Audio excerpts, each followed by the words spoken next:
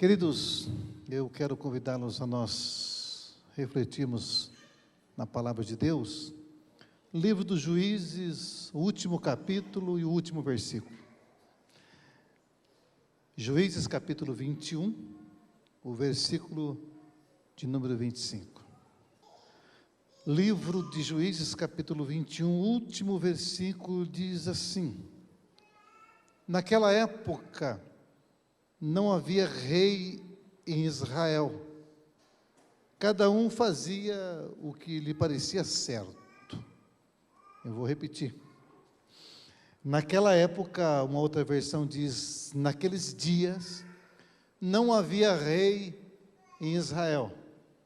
Cada um fazia o que lhe parecia certo, ou segundo o seu coração. Queridos, é muito interessante esse versículo, porque diz que naquela época ou naqueles dias não tinha rei sobre Israel, e cada um fazia o que bem entendia, ou segundo o seu coração. É interessante, porque quando nós olhamos este texto, esse versículo, concluindo esse livro, nós podemos ter algumas percepções, e talvez a mais comum é que, se não havia rei em Israel, então era uma baderna.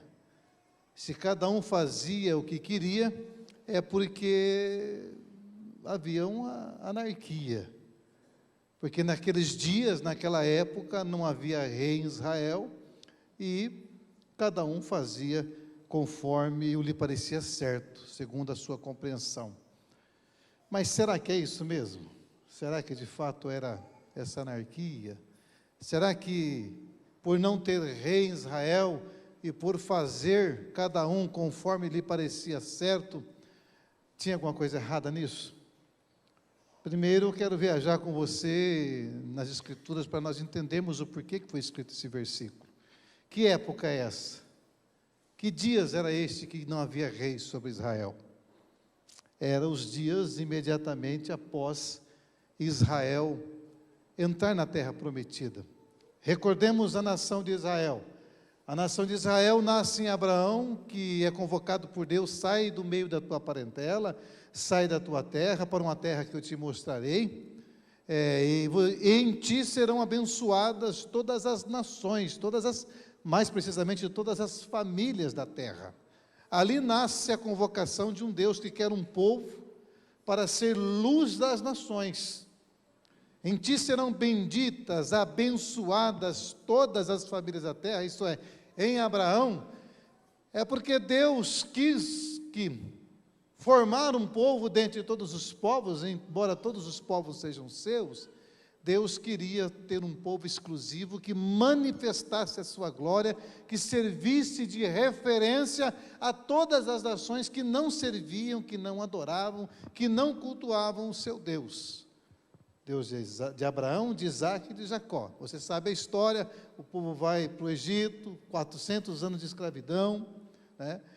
Primeiro vai fugindo da fome com José, depois José morre, esse povo fica 400 anos escravo no Egito. Deus levanta quem? Deus levanta Moisés, o libertador, para tirar o povo daquela escravidão. E naqueles dias, com grande poder, com grande glória, Deus abre o mar vermelho, tira o povo, pede que o povo marche, e marcha só naquele momento. Esse marchar na frente do mar vermelho era só naquele dia, naquela circunstância, para abrir aquele mar e para aquele povo ser liberto. Mas o fato é que Deus liberta. O povo roda 40 anos no deserto, entra na terra prometida, não com Moisés, mas sob a liderança de Josué. Entenda a história para você ver onde eu vou chegar. Sob a liderança de Josué, a terra repartida em 11 partes, uma tribo fica sem terra, porque ela é escolhida para cuidar do culto a Deus no tabernáculo, e ao se estabelecerem por quase 300 anos nessa terra prometida, naquela época, naqueles dias, não havia rei em Israel, e cada um fazia conforme entendia o seu coração. Que época é essa? É a época dos juízes, 12 juízes. Lembra de Gideão, de Jefté, de Débora, e o último, Samuel, que além de juiz era profeta. Naquele período não tinha um soberano, não tinha um rei, por quê? Porque Deus era o rei deles. Porque Deus sempre quis ser o rei do seu povo. Naquela época não havia rei em Israel, porque não tinha necessidade de haver rei. Aí você vai para o livro de 1 Samuel, e diz que o povo pediu um rei. O povo queria urgentemente um rei, por quê? Porque as nações que não tinham Deus, os seus vizinhos, tinham um soberano que saía nas guerras, nas batalhas, e o povo queria um rei. Porque até então, naqueles dias que não havia rei sobre Israel, quando tinha uma demanda, Deus levantava um juiz, ou uma juíza.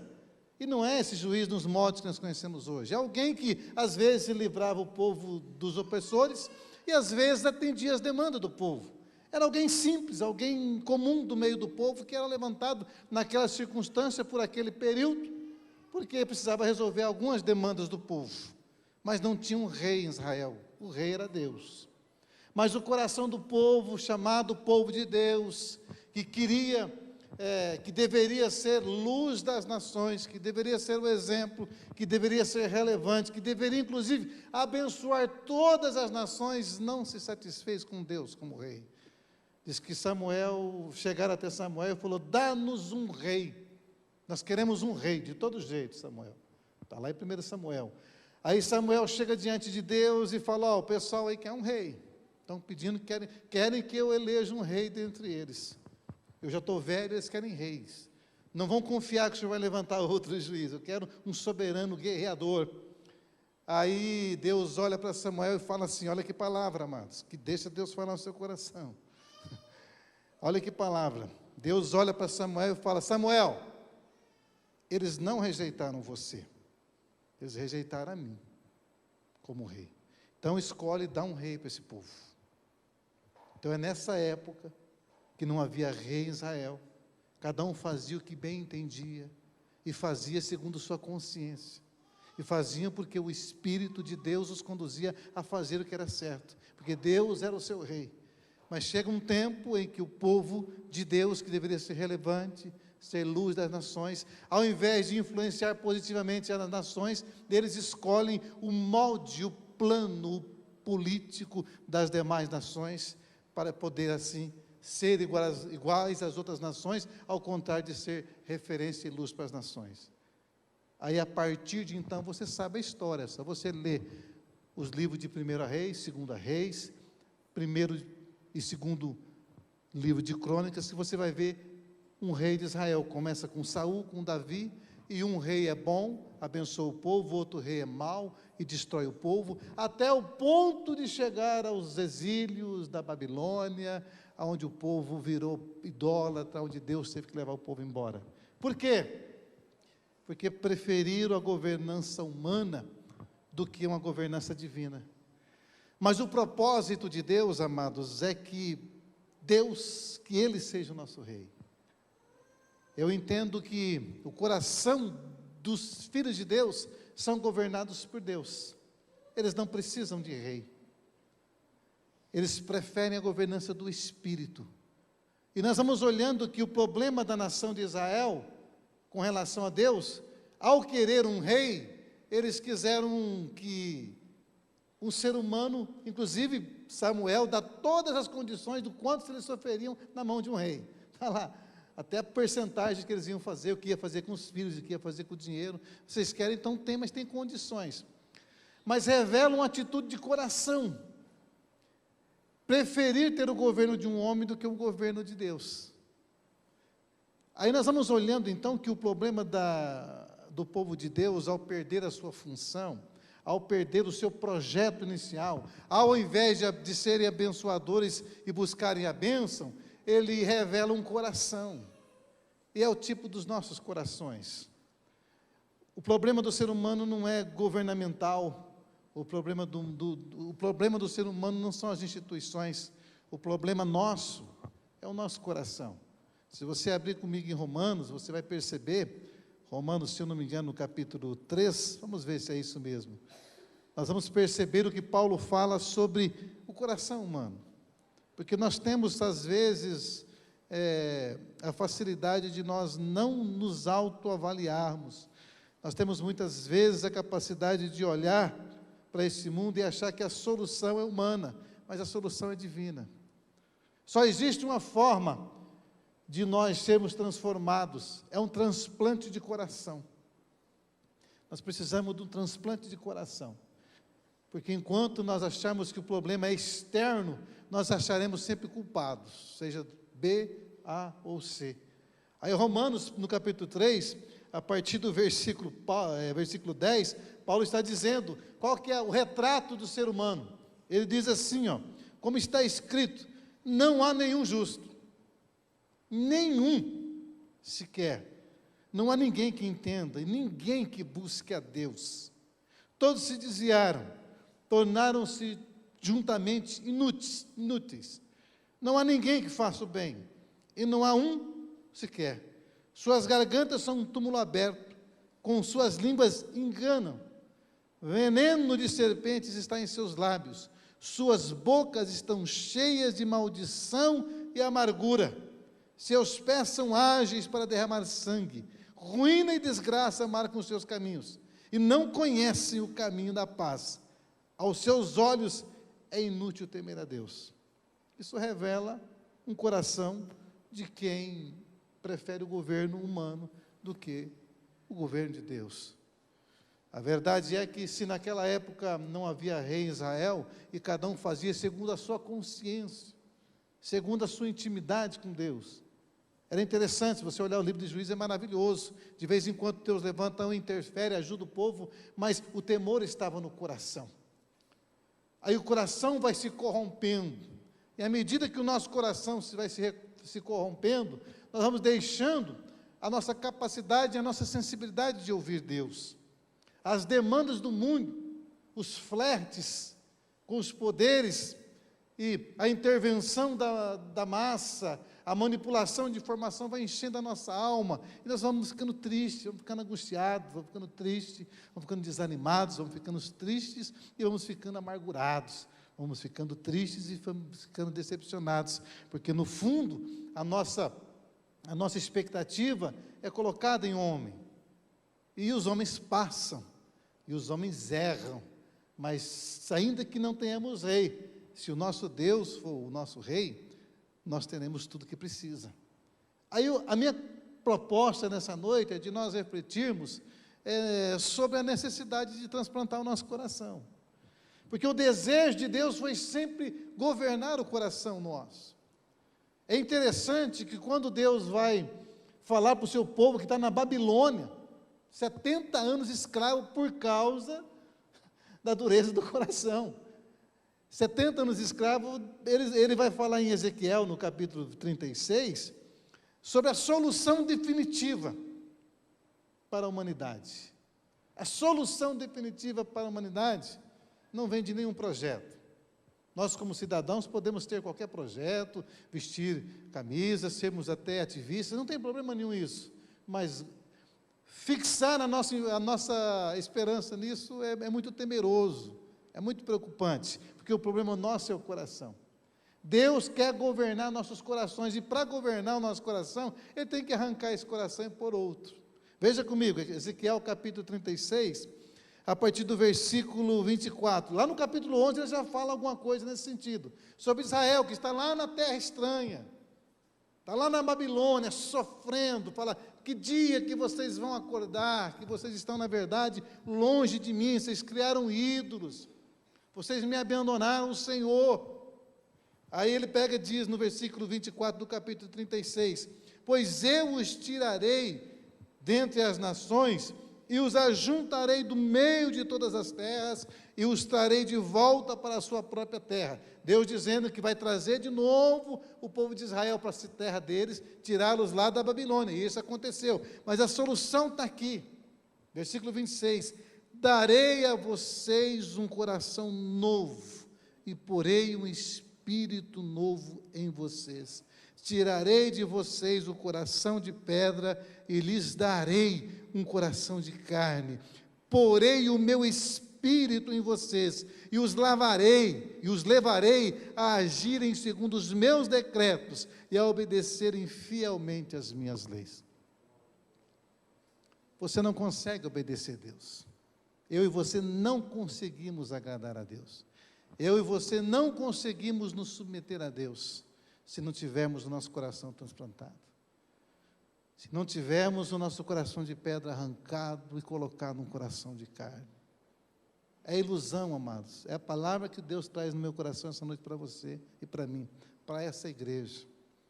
Não se iluda. Sabe quando que nós teremos paz? Sabe quando que nós seremos de fato como Israel, luz para as nações? O povo de Deus no Antigo Testamento é Israel. No Novo Testamento nós já vimos isso, já aprendemos aqui. No Novo Testamento não é mais Israel, é a igreja. É a comunidade dos discípulos de Jesus, do Cristo ressurreto. Por isso que eles que seriam a luz da nação, no Novo Testamento Deus diz, é vocês que são a luz do mundo. E ninguém esconde uma cidade edificada sobre um monte. Qual era a cidade edificada sobre um monte na época de Jesus? Era Roma com seu poder imperial. Roma que dizia na sua temática de governo, dizendo que Roma era a luz das nações. Ela falou, Roma não é a igreja de Jesus Cristo que é a luz das nações. É o sal da terra. E sabe que jeito que nós somos sal e somos terra? E sal da terra e luz do mundo? Se Deus fizer um transplante no nosso coração. Porque naqueles dias não tinha nem rei Israel. Cada um fazia conforme a sua consciência. E Deus era glorificado. E depois daquilo tiveram muitos reis em Israel. E via de regra, a cada novo mandato do rei, Deus era humilhado. Deus era escarnecido entre as nações. Por causa da confiança que tinham nos homens. Tirarei, olha que promessa, darei a vocês um coração novo. Não é reforma, não é melhora, não é mudança de religião, não resolve, é coração novo. João entende isso e vai conversar com Nicodemos, e Jesus entende isso, e conforme está escrito em João capítulo 3, e vai conversar com Nicodemos sobre um novo nascer. É dar a nós um coração novo e um espírito novo. Espírito é ruá, é vida. Porque enquanto nós estivermos com o nosso coração de pedra, não adianta nada, nós faremos os maiores movimentos, as maiores inclinações, mas mudará muito pouco, porque está dentro de nós, amado. Eu acho que é noite de nós olharmos para o nosso coração e ver que tipo de coração que eu tenho, que você tem. Porque Deus quer um povo do qual tem um coração de carne. Deus quer um povo aonde haja o quê? Um espírito novo. Deus quer um povo que de fato seja representação do seu reino sobre a face da terra.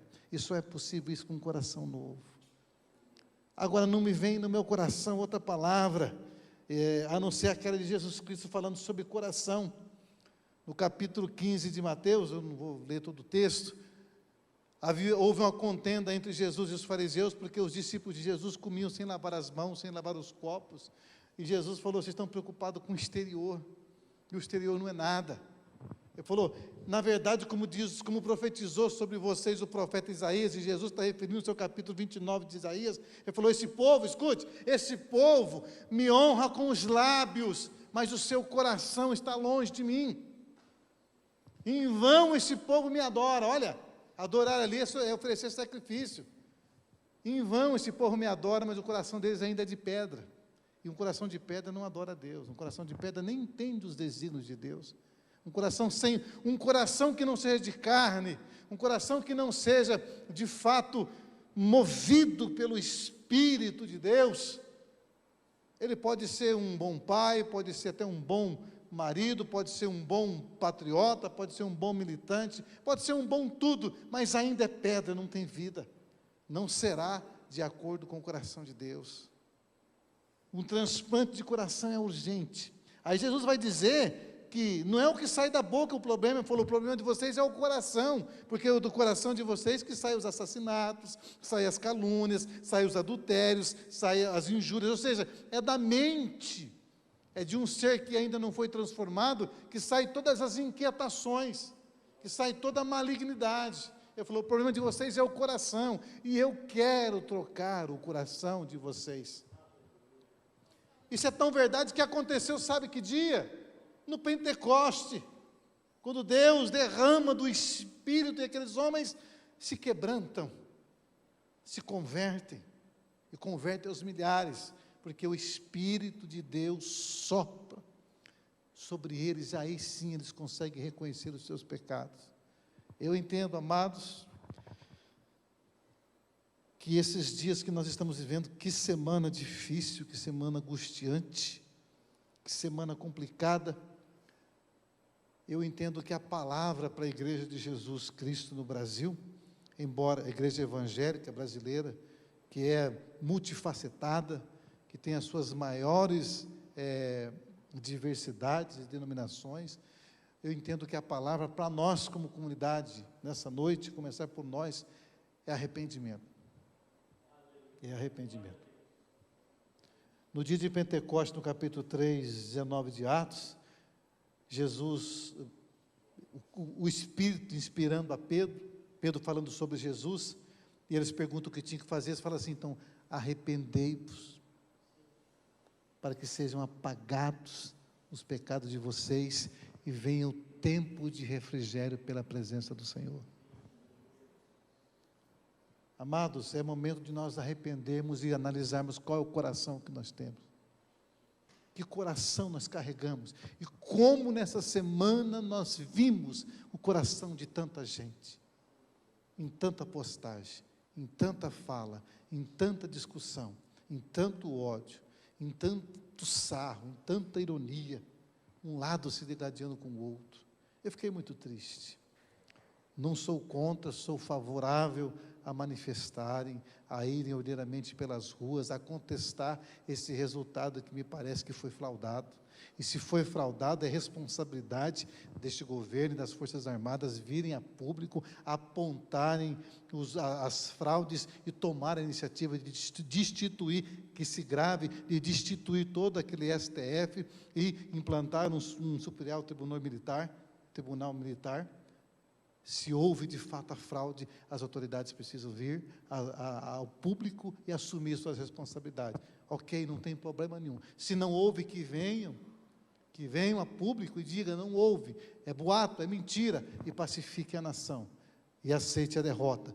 Mas, amados, nesses momentos de vulcões que explodem as nossas emoções, nós revelamos o nosso coração, amados. Nós julgamos, nós criticamos, nós ofendemos, sem saber. Eu vejo cada coisa que me entristece o meu coração, sem nenhum momento, sem nenhum conhecimento de causa. Pessoas defendendo falsos profetas que eu conheço há 30 anos, que pregam heresias, estão só porque são do lado A ou B, dos dois lados, e defendendo e ofendendo, amados. Naqueles dias não tinha rei em Israel, e cada um fazia segundo o seu coração, porque o seu coração era inclinado a Deus. Transplante de coração, porque a partir daí, sim, nós seremos guiados pelo Espírito Santo de Deus. Mas nós não podemos posicionar, deve se posicionar, mas pelo Espírito. Nós somos a igreja do Senhor. A igreja no Brasil, como diz Augusto Nicodemos, pega o vídeo dele e veja, saiu machucada, saiu desacreditada, porque ao invés de assumir o seu papel de pregar o Evangelho, fizeram dos púlpitos palanques partidários de um lado e do outro. Isso é vergonhoso, isso é vergonhoso. Perde o reino, perde o Evangelho. Nós nascemos para ser sal da terra e luz do mundo. Nós precisamos que o nosso coração seja quebrantado, amado. Nós precisamos, amados, que o Espírito Santo sopre sobre nós um Espírito novo, para que sejamos tudo quanto Deus quer que sejamos, para que de fato nós sejamos os seus filhos, para que de fato nós compreendamos as coisas espirituais, para que de fato nós sejamos sim instrumentos de Deus nessa nação podre, corrompida em toda instância governamental. Que o Senhor tenha misericórdia de nós. Eu entendo, amados, que Deus quer que eu e você tenhamos uma relação tal com Ele, que de fato nós não precisamos de rei, nem de um lado nem do outro. É porque é mais fácil ouvir o rei do que ouvir Deus, porque o rei diz segundo a nossa conveniência, porque o rei diz o que nós devemos fazer, mas via de regra os reis sempre levaram o povo à perdição, e todos eles. Um ser guiado pelo Espírito Santo. Paulo vai escrevendo isso ao Gálatas, ele diz: se vocês forem guiados pelo Espírito de Deus, de fato, vocês terão sido livres, libertados, experimentareis da liberdade. Que coração eu e você temos? Que coração, que espírito é esse que nós temos? Meus irmãos, eu acho que é momento de nós colocarmos o nosso joelho no chão, a nossa boca no pó e clamarmos por Deus, para que a corrupção fuja do nosso coração, para que a corrupção fuja da nossa família, para que a corrupção fuja de todas as instâncias às quais nós estivermos envolvidos, porque a partir daí sim, nós seremos, como eu disse domingo passado, embaixadores de um reino de amor, de um reino de paz, de um reino de justiça. Amém? Como que está teu coração? Só fez como é que chama? Um cateterismo, só uma angioplastia, deu uma melhoradinha nele, deu aquele exame, cadê as enfermeiras aí? Aquele exame que você dá um choque elétrico ali, né? E dá volta a pulsar novamente. Não resolve. Reforma de coração, pode trocar safena, pode fazer tudo, fica mais ou menos. Meu sogro está lá com o coração, tadinho, um lado não funciona, uma parte dos ventrículos não funciona, aí falta ar, falta tudo, porque a máquina parou de funcionar direito. Então não adianta reformar. Jesus já falou isso, não adianta pôr pano novo em remendo velho, nem vinho novo em odres velhos. Não adianta melhorar. Eu mudei de religião, agora eu tenho uma outra placa, eu tenho uma nova liturgia, eu tenho um novo jeito de prestar culto, eu tenho um novo jeito de vestir, de falar. Não, filho, tem que trocar o coração. Se não trocar o coração, não resolve. Você quer um coração novo, se você não tem ainda? Eu quero que Deus sonde o meu coração.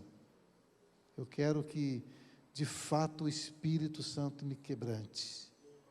Porque eu não quero ter razões, eu não quero evidência, eu não quero postar nada para pegar like, né? Eu estou vendo um negócio o povão vai fazendo recorte, vê se fica famoso, né? Nas mídias sociais, aproveitando do momento. Misericórdia, não quero isso, não quero isso, não quero isso. Eu quero ser visto no céu. Eu quero que o Deus olhe do céu e fale para mim, de fato ali, a sinceridade de coração. Eu quero que ao olhar, que os meus filhos, não, só tem uma, né? Que os meus netos e talvez os bisnetos, daqui a 30 anos, escrevam no seu diário assim: naqueles dias não tinha rei sobre o Brasil, e a igreja do Senhor fazia conforme a sua consciência e foi relevante naquela sociedade. Não entrou em colapso espiritual, não entrou em frustração, não deixou de amar, nem deixou de socorrer o necessitado. Eu só quero isso. Que Deus, quando olhar para nós, olhe e veja um coração mudado. E se o coração não foi mudado, que Ele sopre. Tira o coração de pedra, coloca o de carne e sopre sobre nós o seu Espírito. Porque falou, a partir do momento em que o Espírito morar dentro de vocês, aí vocês vão obedecer meus mandamentos. A partir do momento que vocês forem a habitação de Deus no Espírito, aí vocês vão ser relevantes para qualquer sociedade, seja ela ditadora, seja ela livre, seja ela de direita, de esquerda, democrática, vocês vão ser luz da terra. Talvez uma palavra para a igreja de Deus nesse momento, seria a seguinte, como disse alguém: destrua os seus bezerros de ouro, destrua o seu bezerro de ouro, destrua o seu ídolo, seja qual ele for, e quebrante o coração, arrependimento e conversão,